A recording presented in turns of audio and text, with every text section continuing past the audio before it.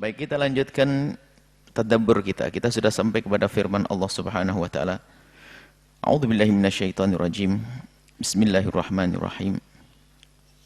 Qul man yarzuqukum minas sama'i wal ardi amman yamliku as-sam'a wal absara wa man yukhrijul hayya minal mayyiti wa yukhrijul mayyita minal hayyi wa man yudabbirul amra fasayaquluna Allah fakul afala tattaqun.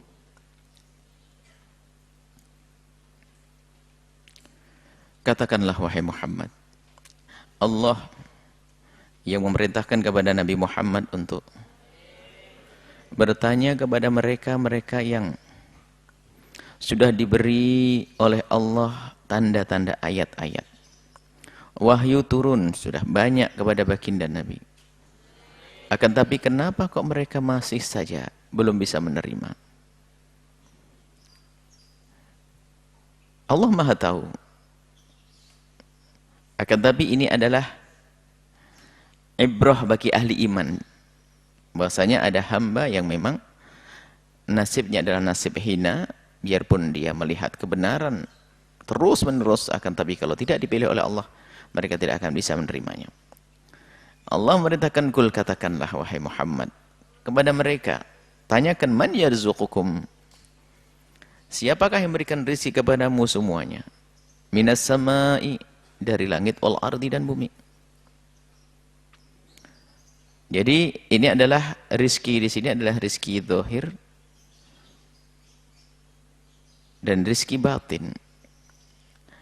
Rizki zahir adalah curahan hujan, kemudian tumbuhnya pepohonan, sayur mayur, dan tanaman yang ada di bumi. Kemudian juga yang di bumi, termasuk di lautan ada ikan dan segala macam. Itu rizki zahir. Rizki itu hanya dari bumi dan dari langit. Dari langit adalah petunjuk dari Allah.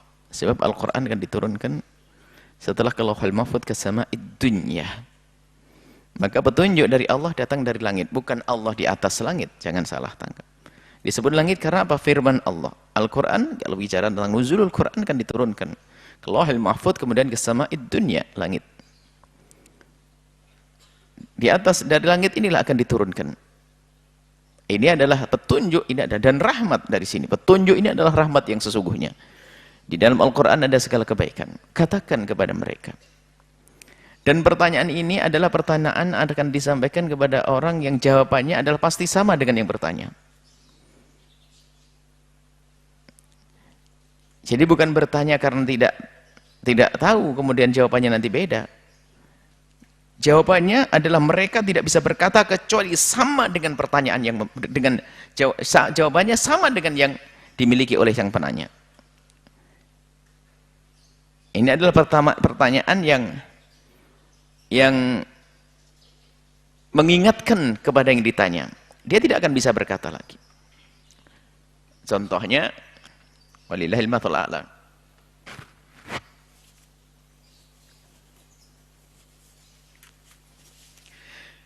Seorang bapak memberikan kepada anaknya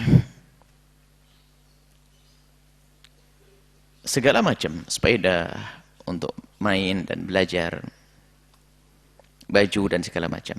Rupanya ini si anak dinasihati kurang bisa faham.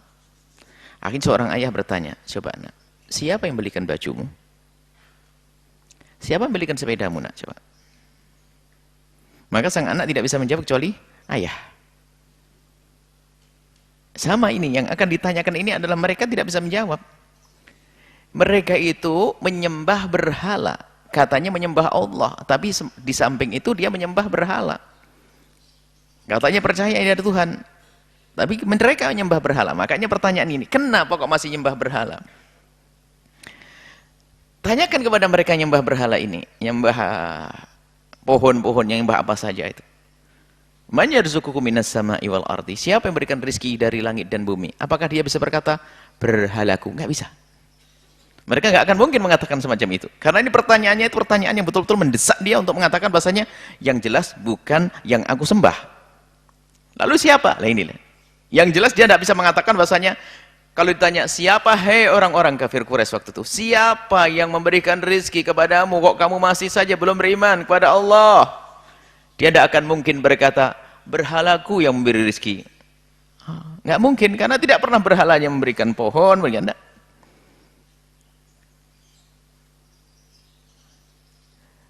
Amma yamliku sam'a wal absara, siapa yang memiliki memiliki menguasai pendengaranmu dan penglihatanmu? Yang memiliki adalah Allah. Ini disebutkan pendengaran dan penglihatan karena ini adalah kunci untuk sampai kepada hati, pintu menuju hati, pemahaman. Jadi tidak ada artinya sebuah pesan kecuali bisa didengar. Didahulukan adalah pendengaran. Kalau pendengaran dengan penglihatan itu lebih luas pendengaran. Jadi orang kalau tidur misalnya itu nggak akan bisa melihat sama sekali. Tapi kalau sudah mendengar masih mungkin. Hanya mungkin pendengaran semakin berkurang. Sehingga kalau dipanggil pelan tidak akan dengar, tapi dibentak, hei, baru bangun. Tapi kalau matanya biarpun dibentak tetap nggak bisa melihat. Karena mata, maka didahului pendengaran. Pendengaran ini adalah yang akan menyampaikan pesan itu kepada akal mereka. Sehingga di dalam masalah taklif, bagaimana seseorang itu bisa dianggap sebagai orang mukallaf, syaratnya harus dia bisa mendengar atau bisa melihat.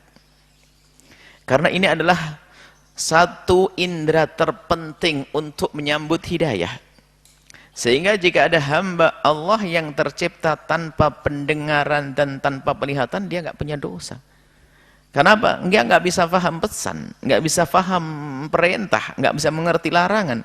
Karena dia tidak bisa melihat, nggak bisa paham isyarat, tidak bisa mendengar, sehingga dia bisa mendengarkan petuah-petuah. Siapa yang menciptakan itu semuanya? Mereka tidak bisa berkata bahwa saya berhalaku yang menciptakan telingaku. Banyak orang tuli di situ bawa ke berhalanya juga. Wa man yukhrijul hayya minal mayyiti. Siapa yang mengeluarkan kamu hidup dari sesuatu yang mati?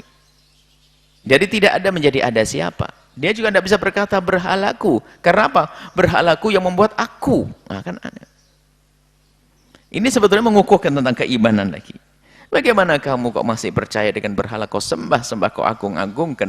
Apakah dia mencurahkan hujan dari langit, memberikan rezeki kepadamu? Apakah dia juga yang telah menghidupkan kamu, menjadikan kamu hidup? Kamu yang membuat berhala kok. Wa may yudabbirul amra. Siapa yang ngurusi segala urusanmu? Berhala yang perlu kita urusi. Tidak dibersihkan seminggu aja sudah kotor kok. May yudabbirul amra. Siapa yang menjaga segala urusan semesta ini? Siapa yang menjaga detak jantungmu biarpun kamu tidur sehingga tetap saja normal? Siapa itu? Ya gitu.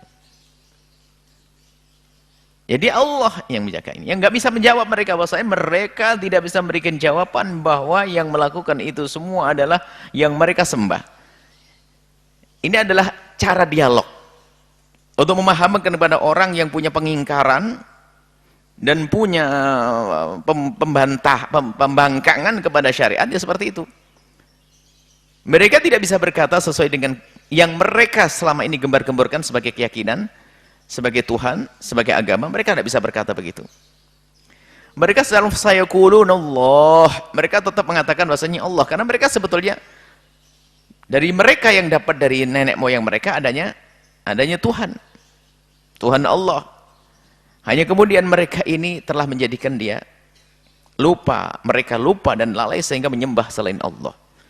Ingin dikembalikan kepada keyakinan bahasanya yang menciptakan pendengaran, penglihatan, yang mengurusi semuanya, yang mengeluarkan dari yang mati menjadi hidup, itu adalah hanya Allah. Nah, mereka ada keyakinan tentang ini, akan tapi telah dirusak keyakinan ini dengan kebiasaan-kebiasaan mereka, akidah yang selama ini merebak di kalangan mereka, yaitu adanya Tuhan selain Allah yang mereka yakini. Berhala-berhala mereka tegakkan. Nah, ini Amr ibn Lu'ay, ada yang membawa siapa? Membawa berhala pertama ini. Ada pembawanya. Kemudian dinobatkan berhala itu sebagai Tuhan yang disembah setiap saat. Seolah-olah dia menyembah Allah, akan tapi menyembah berhala. Katanya kenapa menyembah berhala? Untuk mendekatkan diri kepada Allah. Padahal berhala tidak bisa berbuat apa-apa. Fakul, katakanlah Muhammad, afala tattaqun. Kalau sudah kamu mengerti bahwasanya yang kau sembah tidak bisa memberikan apa-apa kepadamu, tidak bisa memberikan rizki kepadamu, bahkan mereka yang harus kau jaga, harus kau rawat, apakah kau tidak takut kepada Allah? Kamu nyembah selain Allah, kau tidak takut buat murka Allah. Afala tattaquna. Apakah kau tidak takut kepada Allah fatu'minun, kemudian kamu beriman selalu. Afala tattaquna. Apakah kau tidak takut kepada Allah sehingga kamu beriman kepada Allah? Fadzalikumullahu rabbukumul haqq. Itulah Tuhanmu Allah. Tuhan al-haqqu yang maha benar. Maha benar. Famada ba'dal haqqi illa dhalal. Selain itu maka adalah kesesatan. Makanya yang benar hanya ada Tuhan Allah satu, Tuhan Maha Tunggal, yang menciptakan semuanya, yang mengurusi semuanya, yang mengurusi segala urusanmu, pendengaranmu, penglihatanmu, semua ini adalah Allah yang Maha benar. Dan setelah kebenaran maka itu adalah kebatilan. Kalau sudah kelewat dari kebenaran maka kebatilan. Selain itu adalah Tuhan-Tuhan yang batil. Fa anna tusrafun. Kenapa? Kaifa tusrafun? Kaifa makna? Anak bagaimana? Kamu itu yang sudah menyadari tentang kebenaran melalui hujah-hujah, tanda-tanda kebesaran Allah. Mukjizat-mukjizat yang Allah berikan. Al-Quran sendiri telah menundukkan mereka. Dan mereka nggak bisa mengatakan Al-Quran itu dari Nabi Muhammad. Sebab mereka ngerti Nabi Muhammad bukan seorang penyair. Akan tetapi kenyataannya mereka juga tetap belum iman. Fa'anna tusrafun. Kaifa? Bagaimana kamu itu kok bisa menjadi seperti itu? Berpaling dari kebenaran, menjauh dari kebenaran. Ini nasihat sebenarnya. Hei orang-orang kafir. Coba kau berpikir, seolah-olah begini, coba kau berpikir. Siapa yang menciptakanmu, yang menghadirkanmu, yang memberikan rezeki padamu? Lalu kenapa kamu masih menyembah sesuatu yang tidak menciptakanmu? Pikiranmu di mana? Apa yang menjadikan kau jauh dari itu semua kalau bukan karena nasibmu memang celaka? Apa yang menjadikan fa'anna tusrafun? Apa yang menjadikan kalian berpaling dari itu semua? Kecuali karena memang nasibmu adalah nasib buruk. Kadzalika ini haqqat kalimatu rabbika ini. Itu semua karena memang sudah haqqat, sudah menjadi ketentuan, sebuah kepastian kebenaran kalimatu rabbika, ketentuan dari Allah alal ladzina fasaku, kepada orang-orang fasik. Orang-orang fasik, orang-orang yang di dalam hidupnya tidak mendapatkan hidayah dari Allah. Annahum la yu'minun, mereka tidak beriman. Nah, ini adalah masalah hidayah hanya dari Allah. Kita hanya mengusahakannya. Ada orang yang dalam keadaan dia terjerumus dalam kehinaan, akidah yang sesat. Tapi kalau sudah diambil oleh Allah mendapatkan hidayah, maka dia akan selamat. Nah, ini ada haqqat kalimatu rabbika 'alal ladzina fasaku, ada sebuah ketentuan dari Allah orang fasik. Jadi Abu Jahal sudah ditentukan Allah sebagai orang fasik. Abu Lahab sebagai orang fasik. Fasik dia adalah tidak beriman. Ini di sini maknanya adalah tidak beriman, la yu'minun, tidak beriman kepada Allah Subhanahu wa taala. Sebab paling agungnya kefasikan adalah, paling besarnya kefasikan adalah menyekutukan Allah, fisik syirku. Nah, ini ibrahnya kalau kita mengambil pelajaran bahwa hidayah itu murni dari Allah Subhanahu wa taala. Maka siapapun yang mengajak kepada kebaikan, jangan mengandalkan kehebatannya.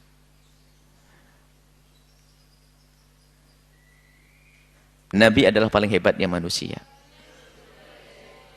Akan tapi ada bersama beliau adalah orang yang tidak mendapatkan hidayah.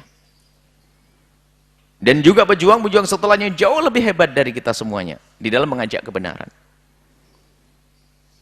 Maka ini adalah juga pesan dakwah, ini pesan dakwah bahwa sehebat apapun tutur katamu, sedahsyat apapun upayamu di dalam menyampaikan kebenaran, ketahuilah bahwa yang menyampaikan hidayah hanya Allah. Yang menyampaikan hidayah hanya Allah.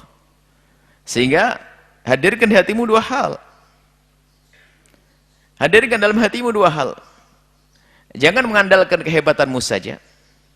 Dan jangan putus asa di saat suatu ketika ada kegagalan.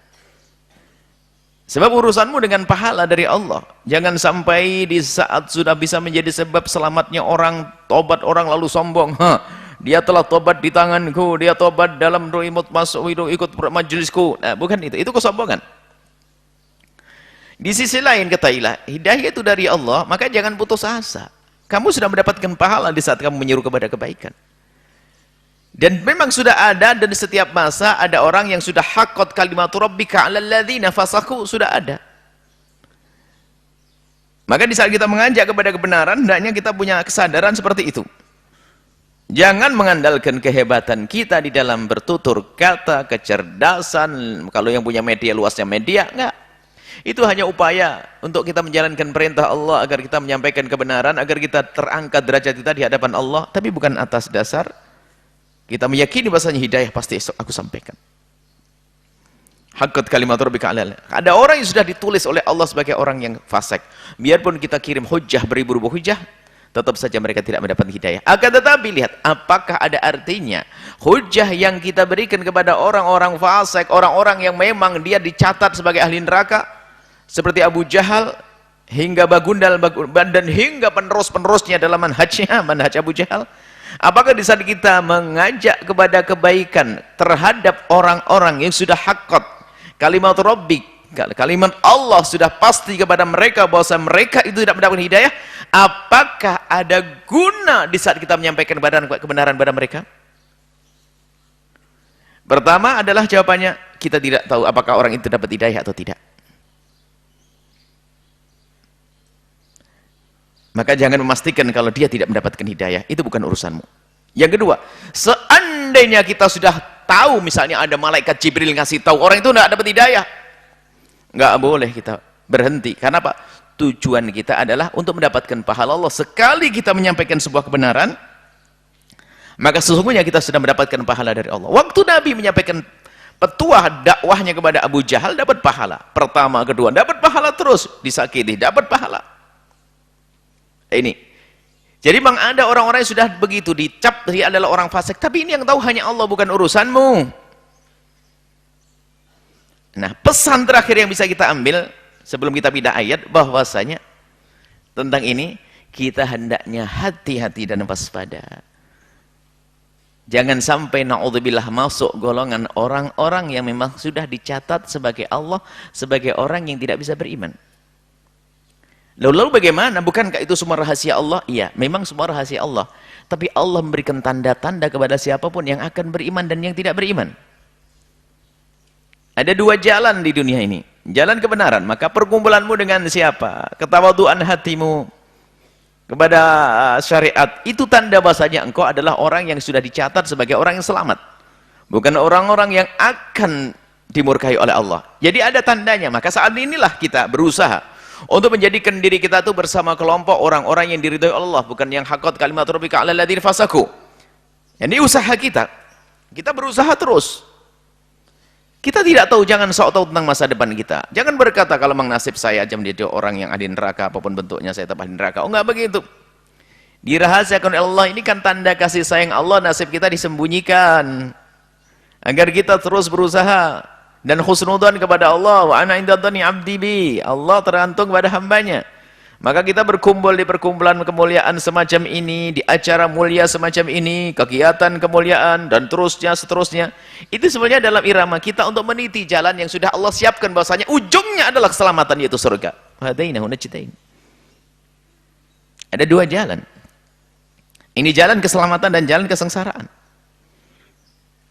Ada jalan menuju surga, jalan menuju neraka. Wa kullun miyassaru lima khuliqalah.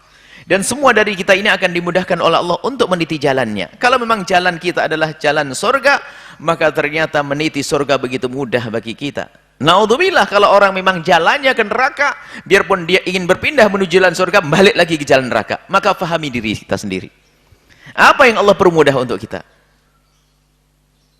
Apa yang Allah permudah untuk kita? Kalau ternyata Allah permudah untuk seseorang dengan segala kemaksiatan, maka ketahuilah, jangan-jangan tanda dia orang sengsara. Tapi semuanya belum final. Kita tidak tahu, yang tahu hanya Allah. Maka siapapun yang saat ini jalannya, langkahnya, kehidupannya adalah berada di jalur kili, di jalur murka Allah, maka hendaknya diputar haluannya.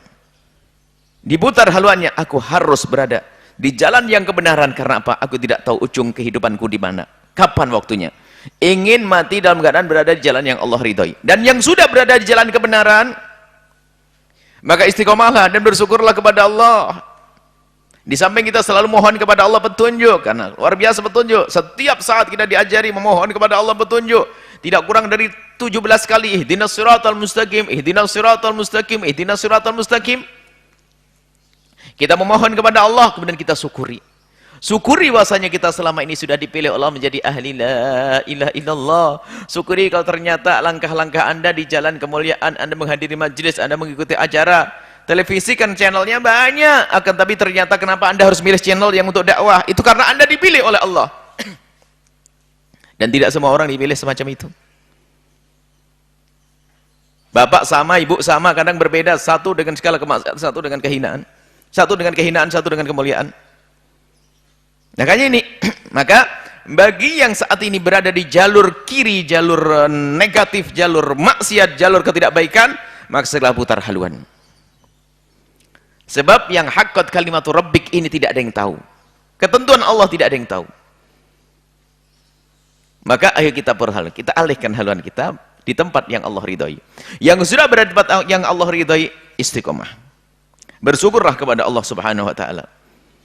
Kalau sudah dicatat sebagai orang-orang yang jauh atau jauh daripada kemuliaan yang memang begitulah nasibnya, maka annahum la yu'minun, tidak akan beriman. Biarpun dia mendapatkan petuah sebanyak apapun, bahkan biarpun ketemu langsung dengan baginda Nabi sallallahu alaihi wasallam, seperti contohnya Abu Jahal dan Abu Lahab dan yang lainnya. Mereka melihat Nabi langsung, bahkan lihat keajaiban-keajaiban, melihat kedahsyatan, mukjizat.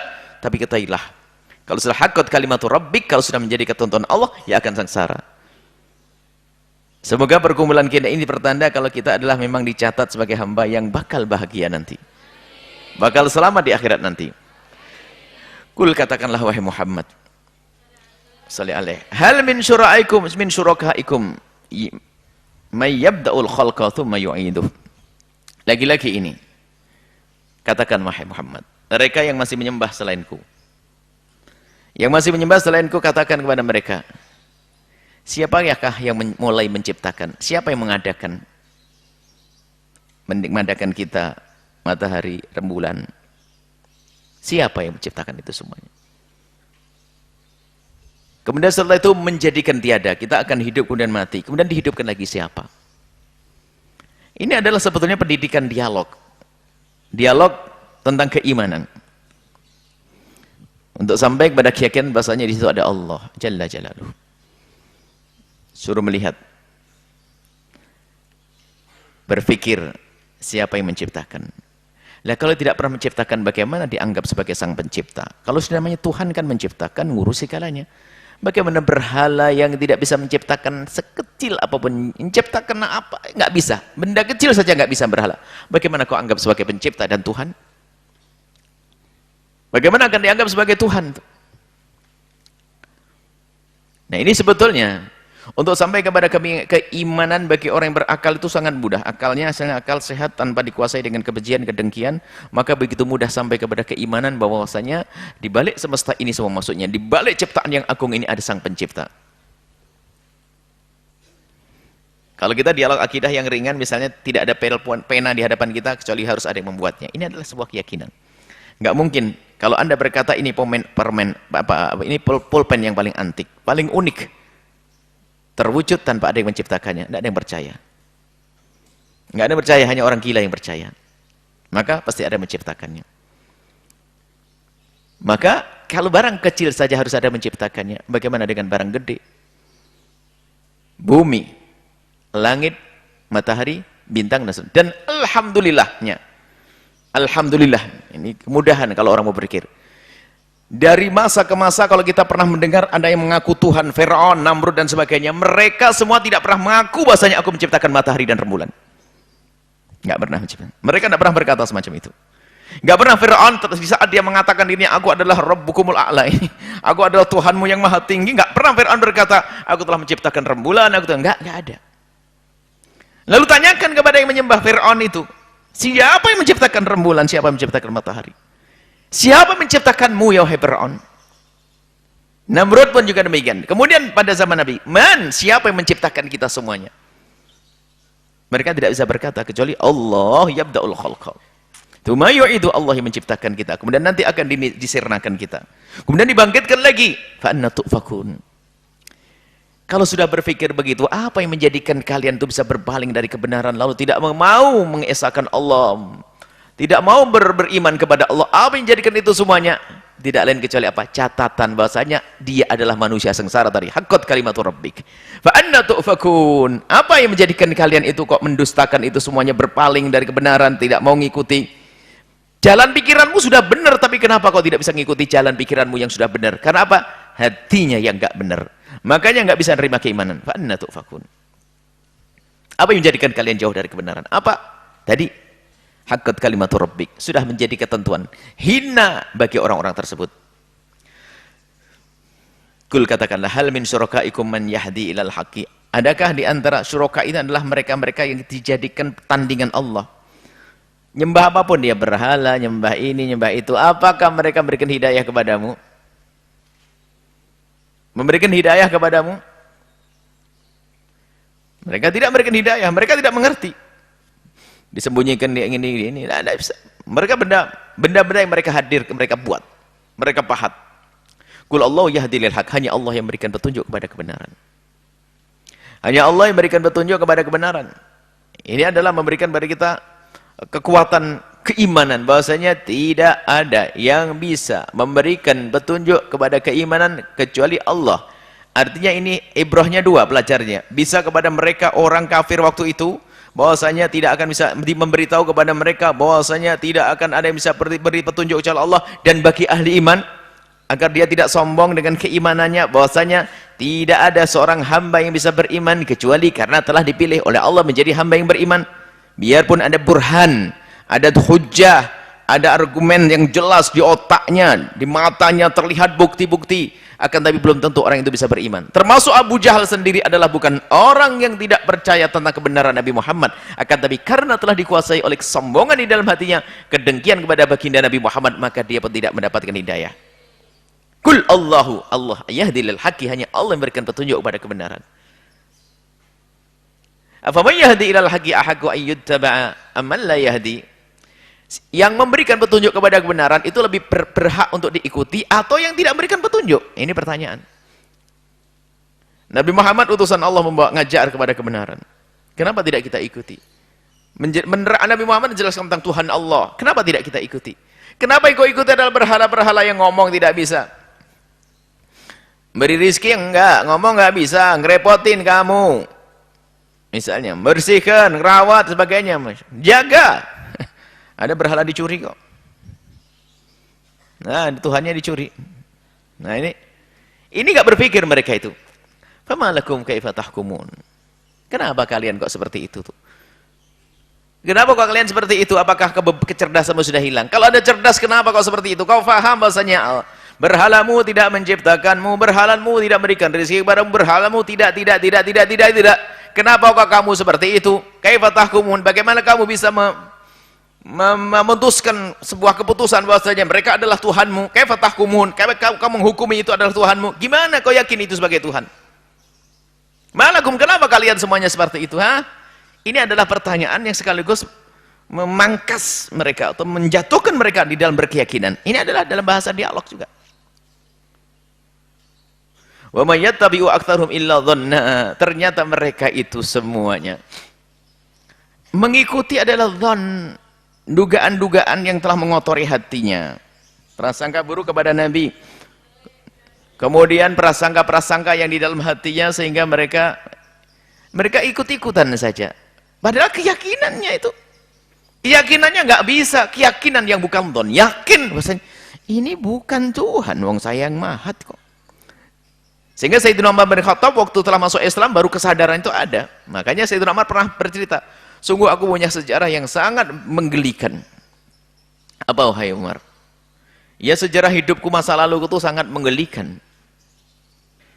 Orang seperti saya yang dalam bahasa sekarang yang punya thaqafah, punya peradaban, punya kecerdasan, kelas Sayyidina Umar bin Khattab dia. Aslinya kalau zaman ini orang berpendidikan dia dan kelas. strata sosialnya tinggi dia, status sosial dia tinggi pokoknya dalam masyarakat, dia orang terhormat. Dia bercerita, aku masih ingat masa dahulu jahiliyah itu yang menggelikan. Apa Umar? Iya. Ya tergolong aku ini kan rajin ibadah. Jadi kalau pergi itu saya tidak pernah meninggalkan ibadah. Aku masih nyembah berhala waktu itu. Sehingga kalau dalam bepergian kemudian karena tidak ada berhala, maka aku buat berhala agar aku bisa istiqomah dalam beribadah. Ya berhala itu ya yang bisa aku buat kalau ada batu-batu, cuman batu susah, cuman kadang tidak ada batu, maka aku buat kurma, aku susun bentuk berhala begitu, lalu aku sembah.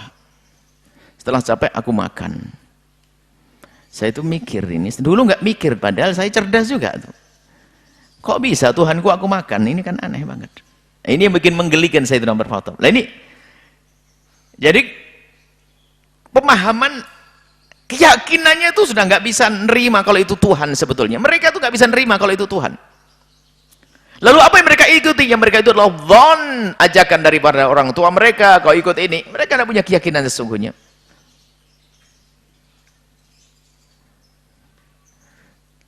Orang pengen kaya, yang kenal Allah sih aman saja. Orang pengen kaya, dengar katanya ada dukun bisa menjadikan orang kaya raya. Kira-kira bisa percaya enggak? Dukunnya sendiri melarat terus. Aneh. Dukunnya nyungsep terus ya. Melarat terus misalnya. Kita bukan bicara mas dukun harus percaya kepada mereka, enggak. Ya bahasa sederhananya. Ya seperti itu, artinya kepercayaan di dalam diri mereka itu ada bahwa yang mereka sembah itu bukan Tuhan. Cuman karena lingkungannya, keluarganya, orang tuanya, jika keluar dihujat, kemudian ada kebencian dengan suatu yang baru karena ada kemaslahatannya. Kalau memang saya menyembah Tuhannya Muhammad, ikut Muhammad, ini Abu Jahal, maka martabatku akan turun karena besaran kota Makkah ada padaku. Ada dengki sebetulnya. Sebetulnya adalah Abu Jahal sangat percaya Nabi Muhammad itu Nabi. Dan termasuk orang-orang Yahudi yang setelah itu mengingkari Nabi pun sebelum kedatangan Nabi juga percaya. Mereka yakin. Bahkan disebut dalam Al-Quran mereka mengenali Nabi Muhammad seperti mengenali anak mereka sendiri. Sangat mengenali. Mereka tahu ciri-ciri Nabi Muhammad adalah begini-begini. Akan tapi di saat kedatangan beliau, maka apa yang mereka lakukan? Tidak bisa nerima. Karena apa? Lebih mengikuti dhon. Lah ini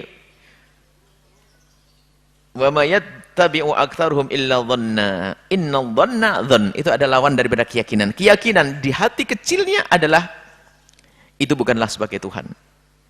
Tapi mereka lebih mengikuti dugaan-dugaan yang diperdengarkan ke telinga mereka. Makanya lihat agama-agama yang palsu itu, lihat banyak aturan-aturannya yang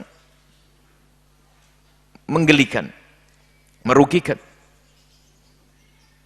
Karena bukan dari Tuhan Allah yang sesungguhnya, bukan dari Tuhan Allah. Maka ya aturannya adalah merugikan, menggelikan dan tidak sesuai. Yang tahu tentang makhluknya hanya Allah. Sehingga undang-undang yang paling tepat ya undang-undang zat yang tahu tentang makhluknya, yaitu Allah Jalla Jalaluhu. Innal dhanna la yughni minal haqqi syai'a. Yang namanya dhon tidak bisa menyamai hak. Tidak akan bisa mencukupi, tidak akan bisa menggantikan kebenaran. Sudah dhon. Dugaan-dugaan bukan atas dasar keyakinan. Maka di sini dijelaskan para ulama, membangun keyakinan harus barengi dengan kesadaran akal. Kalau tanpa kesadaran akal dan ilmu ada sebuah keyakinan saja, kalau bisa saja itu masuk kesesatan. Tapi mungkin orang beriman tanpa ada didasari kesadaran akal bisa ikut-ikutan tapi benar. Itu ada. Tapi hendaknya, makanya di dalam akidah kita ahli sunnati wal jamaati, maka wajib seorang itu menggunakan akalnya untuk berpikir tentang adanya Tuhan Allah. Namanya tidak diperkenankan taklid. Biarpun taklid diperkenankan, tapi masih wilayah dianggap salah. Tapi imannya diterima, taklid. Maka hendaknya dalam bertuhan kita harus berkeyakinan. Tuhan Allah Maha Tunggal. Biarpun kita tidak mengerti cara berhujjah seperti cara berhujjahnya kaum Manatikah, orang ahli mantek, akan tapi paling tidak mengerti seperti tadi. Tidak ada pulpen kecuali ada yang membuatnya. Tidak ada meja kecuali ada yang membuatnya. Rumah ini ada yang membuatnya. Tanyakan kemudian lanjutkan. Matahari? Tentu akan ada loncatnya. Pasti ada yang membuatnya. Siapa membuatnya? Fir'aun tidak pernah mengaku, Namrud tidak pernah mengaku. Siapa membuatnya? Yang membuatnya adalah Sang Pencipta. Dan Sang Pencipta itu menamakan dirinya dengan Allah Jalla Jalaluh di dalam kitab Al-Quran. Nah, ini adalah dalam berhujjah. Baik, kemudian kita lanjutkan. Innallaha alimun bima yaf'alun. Allah Maha tahu dengan kejadian-kejadian di setiap bangsa, suku dengan Tuhan-Tuhan palsu. Allah Maha tahu. Allah Maha tahu. Dengan kejadian itu Allah Maha tahu. Nah, karena Allah Maha tahu, maka hendaknya yang kita ikuti adalah petunjuk dari Zat yang Maha tahu. Yang ilmu yang disampaikan kepada kita adalah ilmu kebenaran. Allah Maha tahu tentang semuanya. Tentang semuanya. Kalau tadi disebutkan tentang langit, bumi, rizki, yang ngurusi semuanya, maka yang bisa melakukan itu semua adalah yang Maha tahu dong. Yang Maha tahu. Kalau tidak Maha tahu, ya tidak akan bisa. Dan Allah yang Maha tahu, maka Allah lah yang menciptakan itu semuanya, mengurusi semuanya, dan Allah juga Maha tahu tentang apa yang terjadi pada hamba-hambanya. Kemudian setelah itu kok masih ada yang kafir dan sebagainya. Begitulah itu nasibnya, dia adalah jauh dari kebenaran. Maka ini, innallaha alimun bima yaf'alun. Allah tahu semua yang dilakukan seorang hamba. Ini ada beberapa faedah yang bisa kita cermati di balik ini. Yang pertama adalah, selagi Allah Maha tahu, maka waspadalah. Bahkan Allah tahu yang terlahir dan Allah tahu yang tersembunyi di dalam hati kita. Yang harus kita yakini. Maka di sana ada orang munafik. Lesannya mengatakan iman tapi hatinya tidak beriman, musibah. Seolah-olah dia bersama kaum muslimin dalam lesannya dan perilaku zahirnya tapi batinnya tidak. Maka karena Allah Maha tahu apa yang dilakukan hambanya, maka berluruskan hatimu, benahi hatimu, urusanmu dengan Allah. Allah yang melihat hatimu. Hati punya pekerjaan hati, namanya amal qalbi. Ada niat kebaikan, iman. Maka jangan sampai Allah melihat hati, ternyata hati kita kosong dari keimanan. Innallaha alimun, Allah Maha tahu bima yaf'aluna, apa yang mereka lakukan, yang kita lakukan. Ini hikmah yang pertama adalah agar kita di dalam keimanan kita, agar kita meyakini bahasanya Allah Maha tahu apa yang kita lakukan, Allah Maha tahu apa yang kita kerjakan, agar kita selalu waspada dalam berbuat. Yang kedua adalah hikmahnya adalah karena Allah Maha tahu, maka ayo kita bangun keyakinan bahwasanya hanya kembali kepada aturan Allah lah kita bisa melestarikan semesta ini dengan benar dan baik. Hidup kita baru benar kalau kita ikut aturan Allah. Karena Allah Maha tahu tentang hambanya. Allah Maha tahu tentang keadaan kita semuanya. Maka undang-undang sebaik apapun, kalau bertentangan dengan undang Allah pasti tidak baik dia. Tapi ada undang-undang baik, biarpun bukan dari Islam, tapi syaratnya satu, tidak bertentangan dengan undang-undang Islam. Pasti baik dia. Biarpun dia tidak mengataskan namakan undang-undang Islam, termasuk aturan-aturan seperti di negeri kafir sana ada aturan kebersihan, Islam ada. Biarpun umat Islam jorok misalnya, itu bukan karena salahnya Islam, salahnya pelaku kita. Islam kotor misalnya, umat Islam kotor. Nah, tapi ada pendidikan kebersihan. Adil ada. Menjaga haknya orang ada. Di dalam Islam ada. Tapi yang bertentangan dengan Islam pasti tidak benar. Allah yang Maha tahu tentang hambanya, Allah yang Maha tahu tentang makhluknya, maka undang-undang dari Allah itulah yang paling tepat. Kemudian harus turunan ikut ke bawahnya bagaimana? Undang-undang dari Allah, Al-Quran, Al-Hadis. Hadis itu adalah wahyu. Kemudian pemahaman para ulama. Nah, ini harus cara memahami yang benar, jangan sampai nanti juga salah. Masuk kaum Khawarij atas nama Quran, akan tapi dengan pemikirannya yang salah, nggak begitu. Jadi jangan gampang menyalahkan orang atas dasar Al-Quran karena ia bertentangan dengan Allah. Oh, enggak begitu. Nah, ini kita ingin kembali kepada Allah, ya. Allah yang Maha tahu tentang keadaan kita melalui hamba-hamba yang dipilih oleh Allah karena mereka lebih tahu tentang Allah, tentang Al-Quran, tentang hadis Nabi. Maka kesimpulannya adalah di jalur yang benar adalah kita mengikuti para ulama. Agar kita terjaga juga mengikuti ulama. Agar iman kita benar mengikuti ulama. Termasuk yang kita hadirkan dalam tafsir semacam ini adalah tidak lain kita ngintip apa yang dikatakan para ulama di saat mereka menjelaskan tentang firman-firman Allah Subhanahu wa taala. Dan semua yang datang dari Allah adalah segala kebaikan. Begitu sebaliknya. Jika yang bertentangan dengan apa yang Allah tentukan, maka itu pasti sebuah kebatilan, biarpun terlihat sebuah kebaikan.